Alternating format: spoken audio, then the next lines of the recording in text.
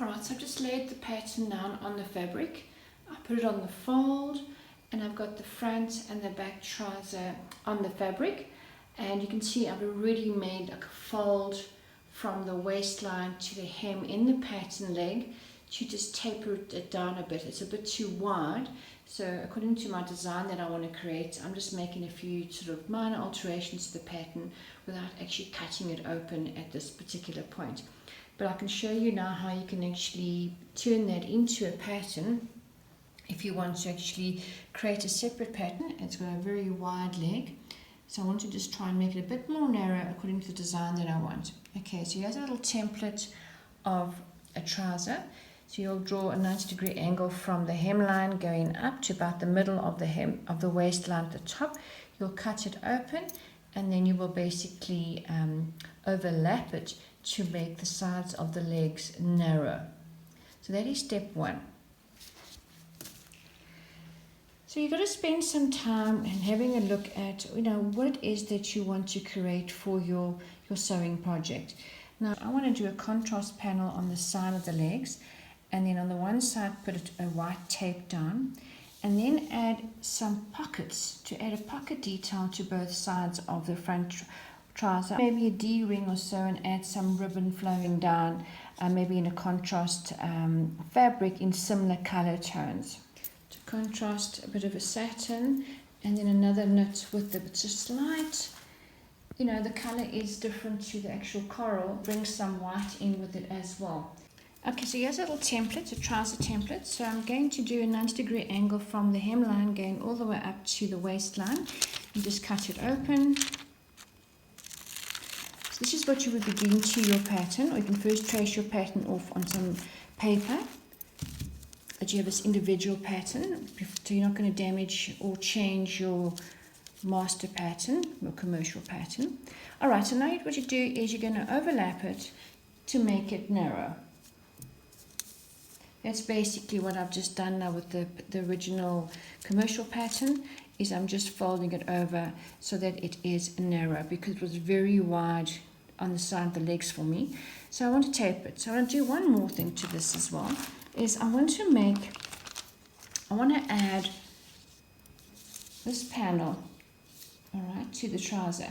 So I want this to be in the front side of the leg and the back side of the leg, but I don't want to have a seam down the side seam, so I'm going to do it on the fold. So what I'm going to do is I'm going to basically work out how wide do I want the side panel to be.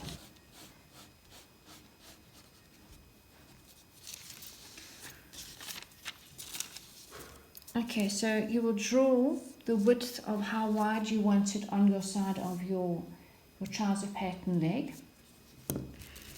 You can cut that off.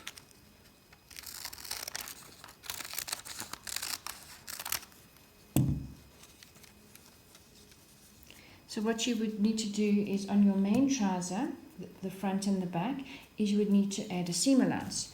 So you would need to add your seam allowance to your pattern along the side of the leg. Then you would take this panel and you can basically put it on a fold.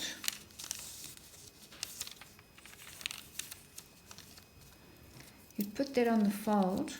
This width here is going to be 6 centimeter finish, so it'll be 6 centimeters the front and 6 centimeters the back.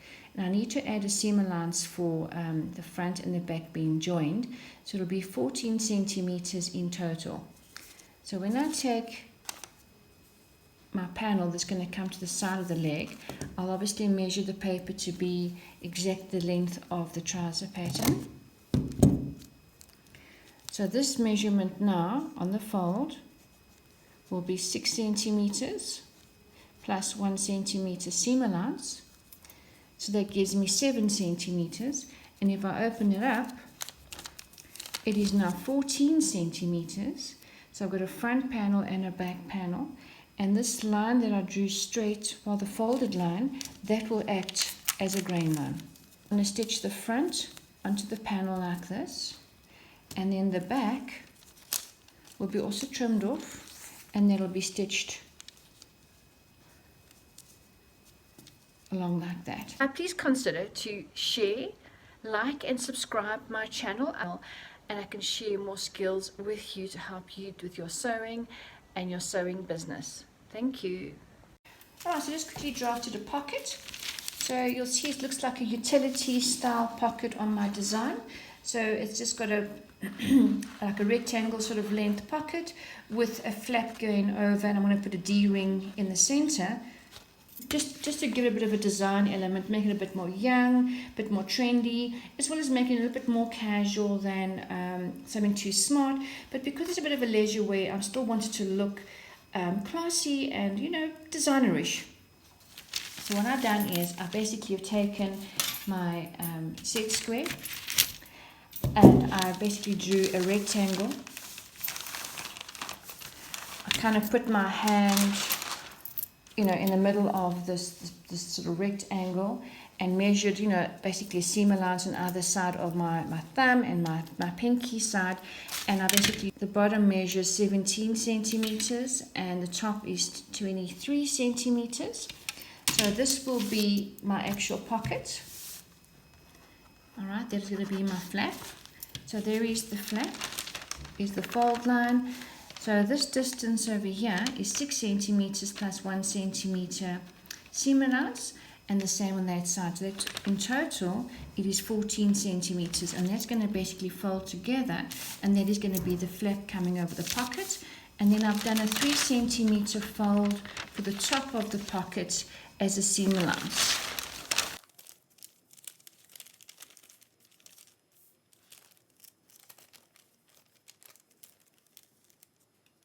And do this by pivoting, cutting and pivoting, cutting and slashing your pattern open, and then pivoting it closed, which I've showed you in the quarter scale. You can also just taper with the ruler and just take it in on the side of the legs as well. Remember, I've showed you now how to take the trouser, cut it open, and then just pivot it closed to make it narrow. And then you can also take your ruler and you can make the leg slightly narrow without distorting the original pattern line and design. So you can basically taper it off on both sides.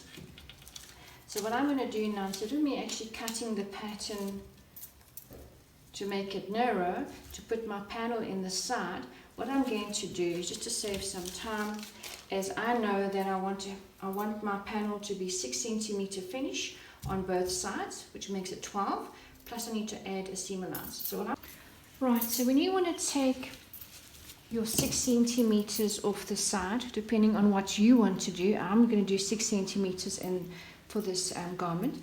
You need to keep in mind what size are you going to be cutting. So let's say you want to cut a size 12. So there's your cutting line. You've got to keep in mind that you've got your 1.5 centimeter seam allowance in this particular pattern.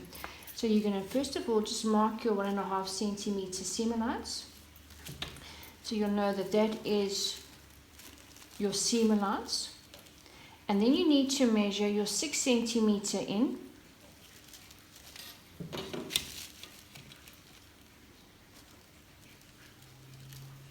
Okay, so that is where the 6 centimeter is. That would be where I would be folding my panel, my pattern, along that measurement all the way down. And then I would still have to add in 1.5 centimeters or 1 centimeter seam allowance to close the panels off. And you fold on that particular line.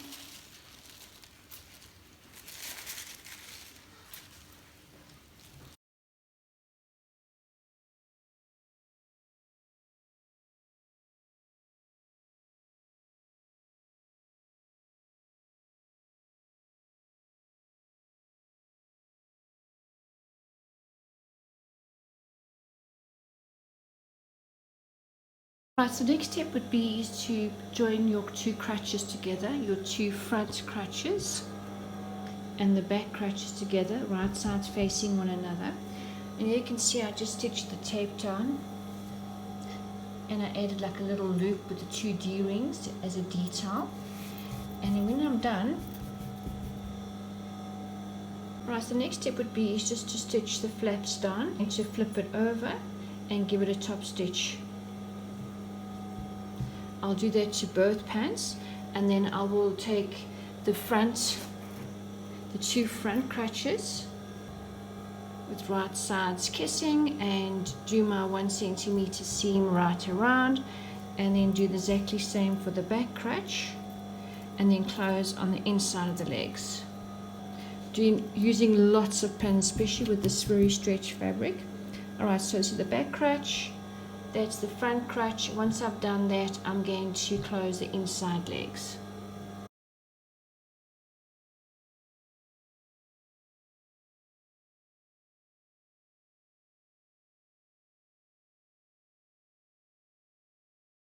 Of all my ironing equipment that I got inside here. So I've got my pin cushion, I've got my scissor, I've got my roll sleeve, I've got tissue paper to actually use this to press under bridal gowns, I've got some press cloths, I've got a piece of wood that I use as a clapper, and a little towel that I use to put, underneath the garment for the armhole or the shoulder or the bust line curves that I use to, press over a curve. Well, there's my hem roll.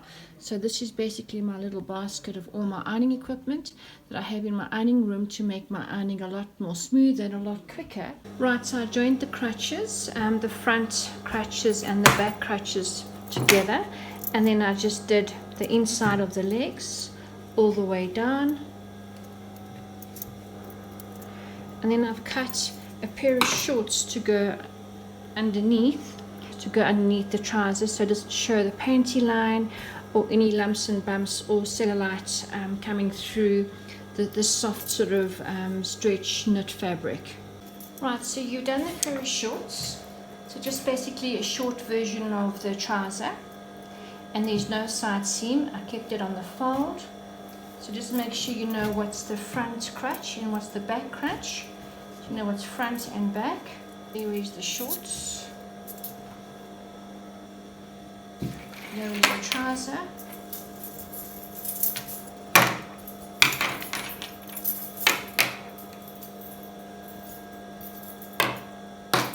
Here's the pocket detail.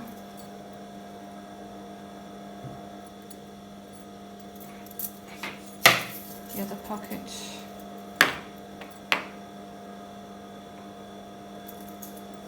I did the front loops. Alright, so here is the waist of the trouser. So you take the shorts.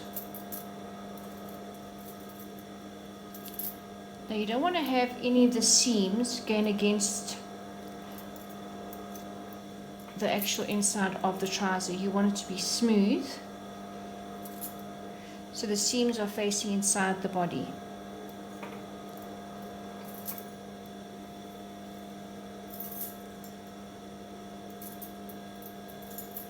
So you're just going to pin it,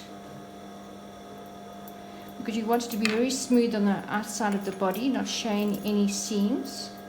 So you're basically just going to pin this all the way around the waistline, and then prepare the waistband. You're just going to fold it in half, stitch it down, your seam allowance, your 1.5 centimeter seam allowance.